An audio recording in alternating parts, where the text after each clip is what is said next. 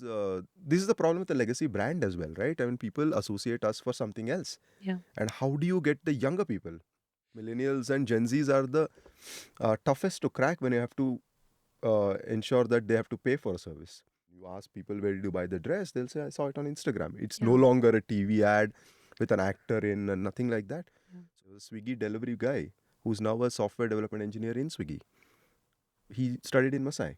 Yeah. In Masai, we just don't, we take anyone with or without your tech background in anything. If you are 12th pass, today all the TVs and phones and other things, a kid in their house is making all the decision because Yeah. they trust the kid to know. Because they are aware. They're aware. So they Welcome back to Flamcast, a space where we dive into everything mixed reality, marketing, and the craft behind creating unforgettable brand experiences.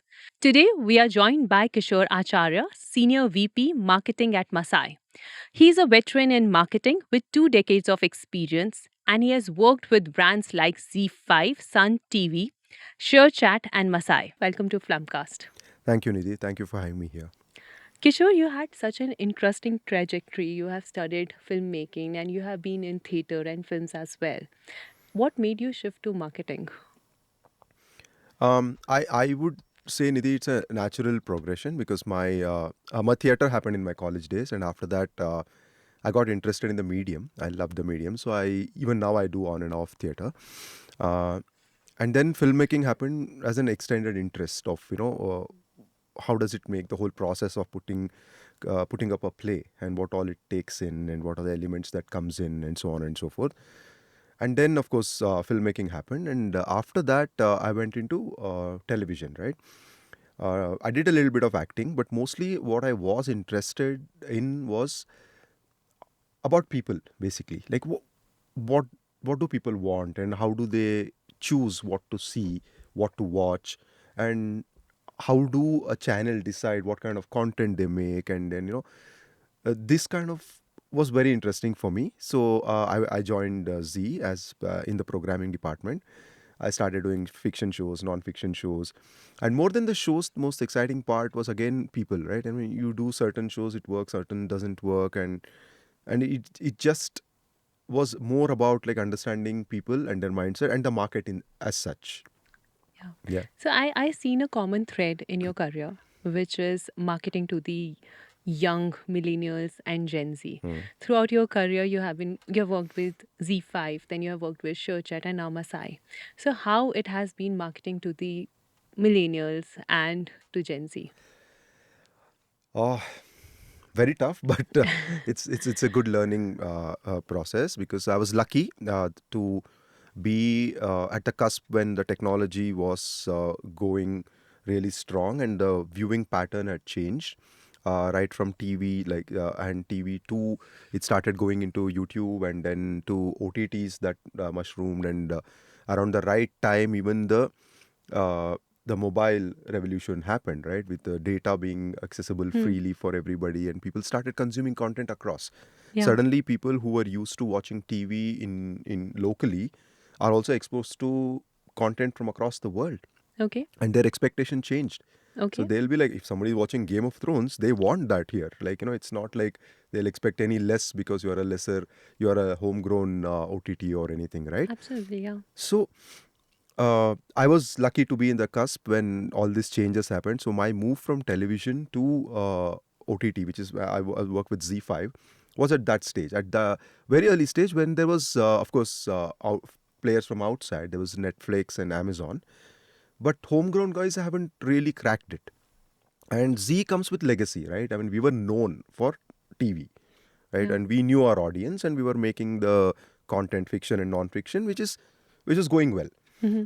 But of course, somewhere that the business was tapering and you needed to cater to this new generation, Yeah. millennials, because Yeah. suddenly they are the ones with the paying power. Yeah. And we are not looking at them. They are going to Netflixes and Amazons, and we are not capitalizing on that. So, yeah, Z5 happened, and there it was a very interesting experience because one is this is the problem with the legacy brand as well, right? I mean, people associate us for something else. Yeah. And how do you get the younger people to actually like us and actually pay for us? Because millennials and Gen Zs are the toughest to crack when you have to ensure that they have to pay for a service. Yeah. So what kind of content do we do? Because they are also exposed to everything in the world. Yeah. So that was one experience. And then I moved to ShareChat, where they launched the brand Moj. Uh, when TikTok got banned, there were some 30 odd players in India who came in to capture that 450 million odd creators, users. But there's no differentiator. Everybody is opening the same app, everybody is making the content, and so on and so forth. So suddenly that gave me even more understanding of actually working with young people. I had to unlearn a lot of things, because TV was like, when TV was at the peak, literally you just pray and pray, right? You make an ad, you put it out there, and people will probably buy your stuff or consume your content. Correct. OTT just opened up. I mean, everything is content, right? And of course, now e-commerce has come in. Instagram sells more things than anything, Yeah. right? So people just, like, when you ask people, where did you buy the dress, they'll say, I saw it on Instagram. It's no Yeah. longer a TV ad with an actor in and nothing like that. Yeah. So behavior changed, and I got to learn a lot from there. And to my current role, which is in Masai, where we are in the pay after placement model, where we are training young people for jobs in tech. Again, understanding young people and their aspiration, and young people not just in the metro cities but across the country. Okay. India being the more youngest country in the world, I mean, this is the population that we need to understand, because these are the ones. These are the ones when it comes to your viewership, and more importantly, these are the ones they will add to your revenue. You spoke about pay after placement. So I believe that for Gen Z, authenticity and transparency matters a lot. And your model pay after placement had a huge impact catering to these audience. How it has benefited the brand per se. So pay after placement is not invented by us. It was always there. But Okay. we are the only ones who have done it well and profitably in this country. Okay. Right? There were many players who were doing pay after placement, but nobody is doing that. Only Masai is doing. So what is the differentiator? The biggest differentiator is you need to see this as not an revenue generation thing from year one. You need to go from the point of view of what is the impact I'm creating. Okay. So the impact of Masai is that, we have recently the story came out, right? There was a Swiggy delivery guy who's now a software development engineer in Swiggy. He studied in Masai. Yeah. In Masai, we take anyone with or without your tech background in anything. If you are 12th pass, you can come in, give a test, aptitude test. More importantly, we follow something called 11-11-6, which means Okay. our classes are from 11 a.m. to 11 p.m. Wow. 6 days a week. Okay. Okay, so over 8 months. So there is no compromise on that, because our students come from different part of world, different privileges, because a lot of people, they'll be the first generation learner. Yeah. And once they're finished, when Masai's pay after placement means, I will make revenue out of them only after I place them in a job, which means once the course is over, they're competing with the kids from engineering college. Yeah. So how do we do that? So one thing that we do is, we are called military style coding school because of Okay. that, because we are 11-11-6. But that's what it is, right? And end of the year now, we are 5 years old, and we have about 6,000 people trained and placed, and around 500 families pulled out of poverty line, Wow. right? And these are the impact that we wouldn't know when we started. When we started with a vision of making education accessible. Yeah. We wanted to remove any barrier to quality education. So 1111 does the same thing, because anyone can have the access to education if they are doing some jobs as well. No, they can't, right? My point is, we will say that dedicate the next 8 months to us, so you get a career. Because I can't afford to have somebody working somewhere come and do Masai And program, because it is very, very difficult. You can moonlight and people do some sort of this thing and all. Yeah. But point is, we don't encourage that, because we'll say that for your career, you need to dedicate the 8 months. oh, Remove all the obstacle for quality education. And second thing is, education should have outcome in this country, right? The problem is that, you do graduation, you do this thing, college will offer you degree, and that's it. After that, you're on your own, right? yes. Outcome in this country, we believe, is job, nothing else. Yeah. People need to get jobs when Yes, they learn something. absolutely. Yeah. So our thing is, one is the remove the barrier for quality education and then place you. So Okay. for this, we have done it consistently over last 5 years, and that's how we have cracked the code. There is a significant shift that has happened in the purchasing power parity of Gen Z and millennial. So they are paying customers now. How do you strategize marketing to them?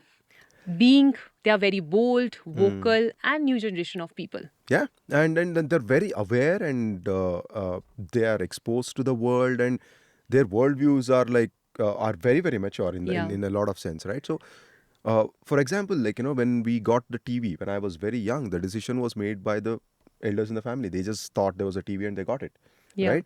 Today, all the TVs and phones and other things, a kid in their house is making all the decision because they trust the kid to know. Because they are aware. They're aware, so they trust them to know what is the best to bring them. So Correct. I'm saying that is the indirect purchase power. And also this younger generation are also very good in gig economy, right? They are earning very fast, more Yes. quickly than what probably I did, Yeah. right? So which means they buy their own stuff. I mean, they know, they do their research, they'll be on Reddits and whatnot.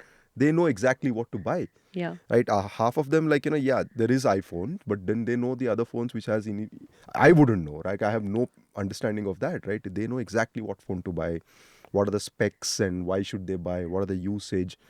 So this has shifted it, right? Now decision maker who used to be, let's say, a 40-year-old male, I was targeting my TVs for them to buy. Younger generation don't even watch TV.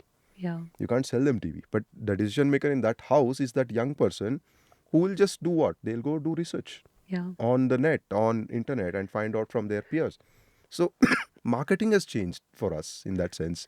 This is actually very interesting.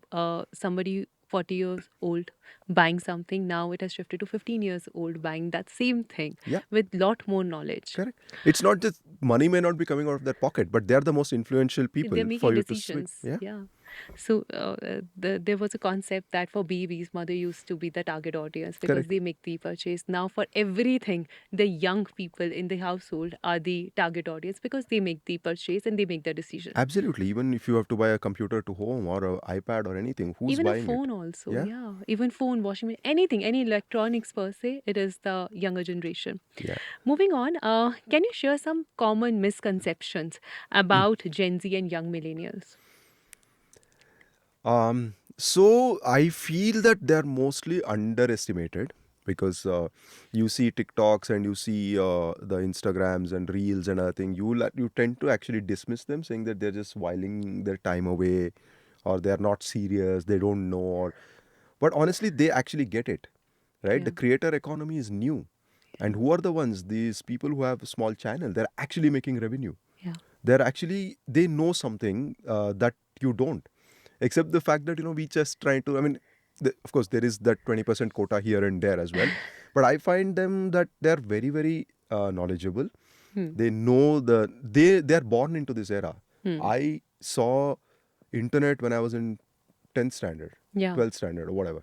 I think we are the only generation who have seen non-internet era and then the internet Internet era. era. We have seen the transformation happening. Absolutely, right? But that gives us a unique viewpoint as well. But these children are born in this era, so they know this better than us. They know, and the AI era is going to be heralded by them because they understand the medium way better than we do. Yeah. So we kind of underestimate them, and one of the common conception is also that we're trying to use our own tried and tested method to make their buying happen. That doesn't happen. That Works doesn't for them. work Yeah. at all for them. Like, for them, it doesn't matter. Your brand, your logo and all is great. I mean, fine. But after that, they have their own way of researching. Yeah. They have their own way, and they're also very aware. Mhm. They want to know what your brand stands for. And then, those things are very, very important for them. What is the behavior of this cohort that can make them spend and bring loyalty to your brand? I mean, there's no one answer to this, right? I mean, what they need to trust in you, right? I mean, and then this is not the hi-fi promises that you make. They're not worried about that. They don't want to be swayed by all those things, right? Your communication has to be very clear, right? You need to exactly sell that, tell them what you're selling, and then they will try it out. And then if they like what you're selling, if there's something that is relatable to them, right? Yeah. I mean, like for example, if you try to sell a TV to them, they don't. They don't need TV. They need screens. Yeah. And they've far moved away from TV long time ago. Yeah. Right? So your product has to have the fit. First of all, that it makes sense to them. Yeah. And they're about ease of use, right? Your e-commerce is that, right? Where is that e-commerce when Zepto deliveries and all those things? It's fueled by the young people. It's adopted by middle-aged Lot people, of us but as it's well. fueled by them. Because they're like, okay, why does it take more than 5 minutes? They're the ones who can question all this. It should 10 minutes. I see a Kirana shop there. Why should it take 35 minutes for somebody to deliver to me? They questioned this and they've turned it around. Yeah. Right? Of course, there is two ends to it. You start by saying that you're pressurizing the delivery There are people. pros and cons of that Pros and as well. cons are there. But my point is they can question this. And that comes with the generation. So they understand this, right? Even the ride hailing, right? In my days, like if I wouldn't think of a two-wheeler as an option for me. I wouldn't have booked. I would think twice. I would worry about that person has license. Is this safe? Rapido came in and they picked up. Like this generation just picked up. They just hail a bike and then just go. So I'm saying that your product needs to appeal to them because they're in a hurry. Yeah. Right? They want to make everything happen now. Gaming for everything, right? Everything for that matter. So if you can cater to them, if your product is thought through from their point of view, lot of things sometimes you just do it and then try to fit it. You need to, at the creation of your product itself, you need to know. Yeah. And then how do you, marketing is just that. It's a brand promise. It's about what your brand stands for. And if you really think that it resonates With the uh, consumer. for the consumer, you take it to them. And Yeah. yeah. Now, ensuring sale is one thing. Making them brand advocates and post purchase is equally important. Making them happy is equally important. What are the tricks to achieve that phenomenal success for these consumers? See, that comes to boils down to only one thing, right? What is the experience that they've had with you? It's the same thing like pay after placement, our model. We don't market it.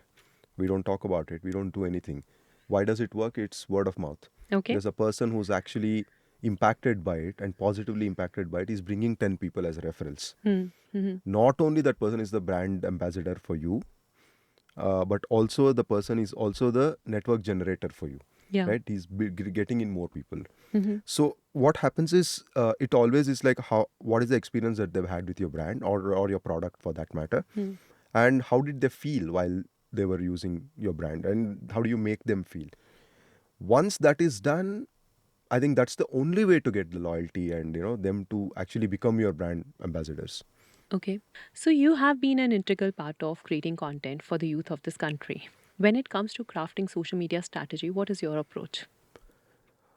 Social media is extremely dynamic, right? I mean, you just the trends are changing. The way what can you leverage on that is the most important thing, right? And meme culture, if you look at it, like Yeah. quite a lot of, and it's always evolving. So the one strategy that we have is like don't have a fixed strategy, right? Because you don't know how you are going to sell. But of course, you keep your proposition intact. Is saying that again we are coming back to saying that is your brand trustworthy. So keep the messaging that way, but use your medium judiciously, Okay. right? For example, today a lot of education courses are sold using influencers. Now, influencers are not people who've all are from IITs or IIMs or anything. No. These are the people who've been like gathering information from somewhere and been disseminating it to people, right? And So also, people kind of trust them. yes, that's what they, because they're not associated with any. They Yeah. are just giving you information on anything. So influencer marketing, which didn't exist over a period over like 10 years ago, is the main go. Even if you see content wise, even if you see FMCG, any of the products today are moved using influencers, because one is cost effectiveness, turnaround time is fast. You can have many variations of the content. Like you can take 30 influencers to actually run a campaign. You can't take 30 stars to run a campaign. No, absolutely not. And Yeah. each of them will come with their own unique idea and then unique followership, and that much of distribution it gives you, right? Influencer marketing is one, social media comes there, and then your brand presence and the way you look and feel, and what is the you don't get directly go and tell them that I'm going to sell this, right? You're going to take on the trending topic, and then you mold your campaign around it to just get their attention, because like we spoke in the earlier as well, right? Buying won't happen there. Yeah. Did you Awareness. get their attention enough for them to do the research? Because then comes the research part, and if there everything is smooth, they'll come to final this thing, consideration part. Consideration ke baad 2 second mein they should buy it. Yeah. So that's what you need. That's how you need to build it to. Moving on, Gen Z are somebody who are invested in tech in their day-to-day life. How do you see mixed reality can create a difference in marketing to Gen Z for a ed tech?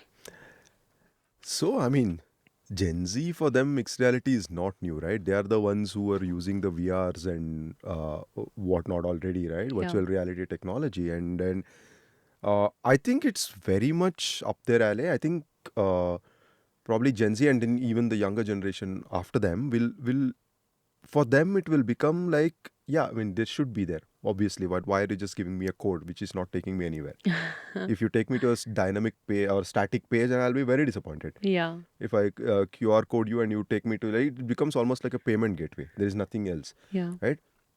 They will expect it. And a tech sector also, like, I mean, case can be many, right? And I can think of many options, right? For example, let's say there is a course that I'm running with this institute, and then I put up an ad, and then there is a code that takes me to actually simulate the experience of learning. Can I show the classroom? Can I show the professors? And in that video itself, if the professor can actually have, like, welcome to my class, and I mean, I'm just thinking. I'm not even thought this through, but so many opportunities for you to recreate and give that experience. Yeah. Right? I mean, it can be anything, and that's what moves the consideration. Yeah, this is so thoughtful actually. There's so much that you can do with mixed Oh, yeah. reality, and the cases like the possibilities are endless. What are the three things that you would want someone who's just starting out to inculcate in their work? Marketing. Yeah, market from a Right. marketing standpoint, of course.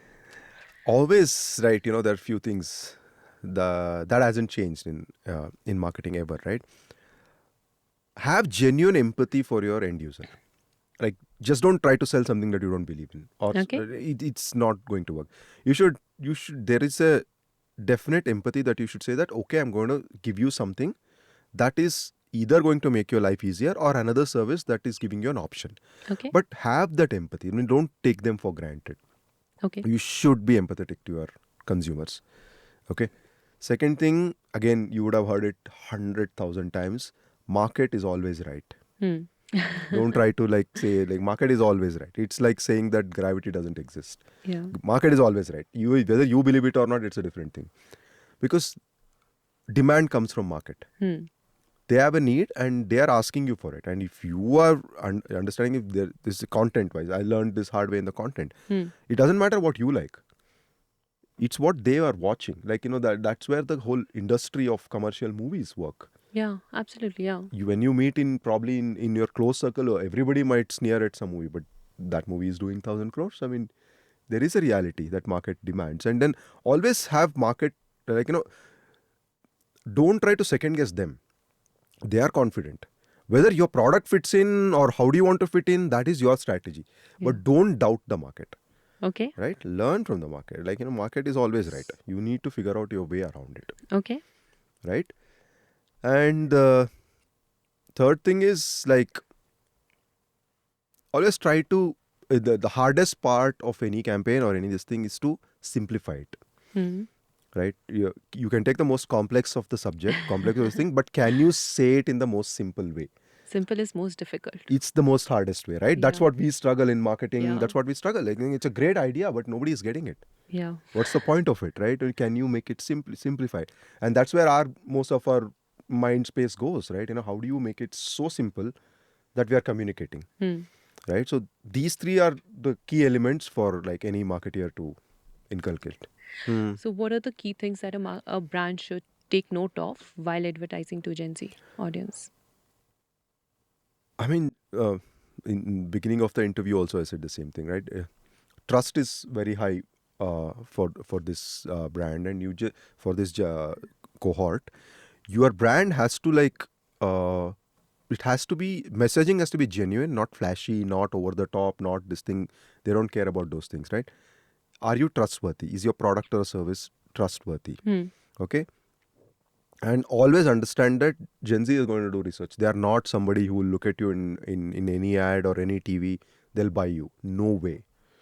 they will go and do their research. So you need to be present everywhere. And genuine feedback or word of mouth should Feedback, be there. everything matters to them. And then experience after they see you, right? Once they see you, how's their customer experience with you? Yeah. They are not yet your buyers, but they will come. They will check you out. Your website, your apps, your touch points have to be there already. It's not like you launch and you're trying to fix something. When they come there, No, it doesn't work like that. gone. So you have to get your act together before you actually. And third, most important thing is don't go by fixed notion of what the Gen Z will react to. You don't know. Nobody knows, right? That's some learning that you will know once you go with the marketing. But yeah, just So you cannot predict their behavior. no. You should not even try to predict their Yeah, behavior. no need to. I don't think we can. So Kishore, this has been really interesting conversation. We had such fun time learning more about Gen Z. Thank you so much for coming. thank you for having me here, Nidhi. Hope you really like this conversation. We have more such fun conversations coming up every week. This is your host, Nidhi Kohli, signing off.